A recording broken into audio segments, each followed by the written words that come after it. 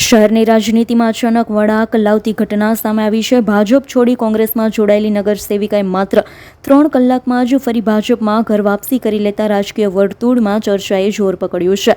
મળતી માહિતી મુજબ સંબંધિત નગરસેવિકાએ ભાજપ પર મહિલાઓના સન્માનનો અભાવ અને દલિત સમાજનો અપમાન થતું હોવાના ગંભીર આક્ષેપ સાથે પક્ષનો ત્યાગ કરી કોંગ્રેસનો હાથ પકડ્યો.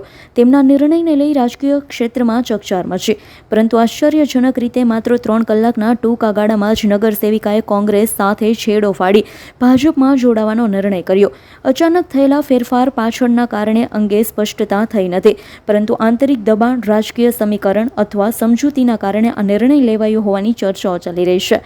આ ઘટના બંને પક્ષોની અંદર ચર્ચા અને સવાલ ઊભા કર્યા. એક તરફ કોંગ્રેસમાં જોડાયા બાદ તરત જ બહાર નીકળી જવાની ઘટનાને લઈ કોંગ્રેસ કાર્યકરોમાં નારાજગી જોવા મળી રહી છે, તો બીજી તરફ ભાજપમાં પાછા આવવાથી પાર્ટી દ્વારા તેને સ્વાગત કરવામાં આવ્યું હોવાનું સૂત્રો જણાવે છે. સમગ્ર પ્રકરણને કારણે શહેરની રાજનીતિમાં અચાનક ગરમાવો આવ્યો. આગામી દિવસોમાં મામલે વધુ ખુલાસો થાય તેવી શક્યતા વ્યક્ત કરવામાં આવી રહી છે. સેજલબેન, માત્ર 3 કલાકમાં કોંગ્રેસમાંથી ભાજપમાં આવ્યા છો, શું કહેશો? શું એવું થયું તો પાછું આવવું જવું પડ્યું? હું થોડાક સમય માટે ભરમાઈ ગઈ હતી. કોંગ્રેસના આગેવાનોએ મને ભરમાઈ દીધી હતી. કઈ રીતે ભરમાવી દીધા? મને અલગ અલગ રીતે સુરક્ષિત નથી ને અને એ લોકો દ્વારા જ મને બોલાવવામાં આવ્યું હતું કે આવી રીતે બધું બોલજો તમે.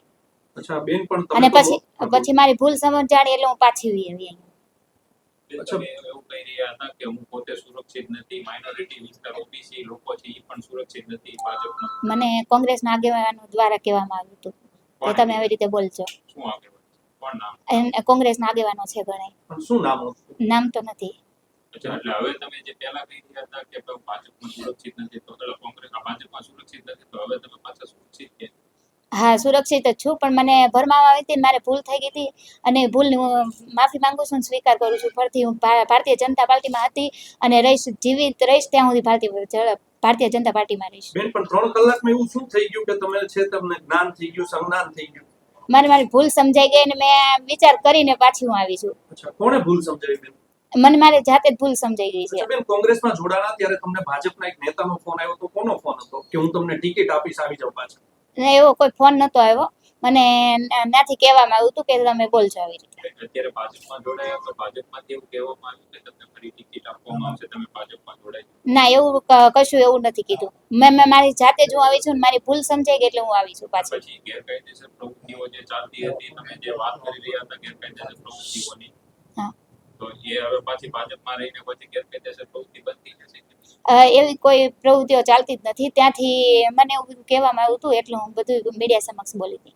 બેન, તમે કહો છો કે હું એવું કહી રહી હતી થોડા સમય પહેલા, એટલે કે આજથી 2-3 વર્ષ પહેલા આપ એસપી કચેરી આવ્યા હતા ને આપ કહી રહ્યા હતા કે મારા વિસ્તારમાં, મારી ચાલીમાં ખુલ્લેઆમ દારૂ વેચાય છે, જુગાર ચાલી રહ્યો છે. બેન, ત્યારે તમે ખોટું બોલતા હતા 2 વર્ષ પહેલા. એ 2 વર્ષની પહેલાની વાત છે, અત્યારની વાત નથી. અચ્છા, પણ કોણે તમને ચડાવ્યા હતા? તમે એમ કહો છો કે ચડાવ્યા હતા, પણ કોણે? તમે નાના તો નથી. 2 વર્ષ પહેલાની વાત નથી, અત્યારની વાત છે. અત્યારે મને કોંગ્રેસના કયા નેતાએ તમને ચડાવ્યા હતા?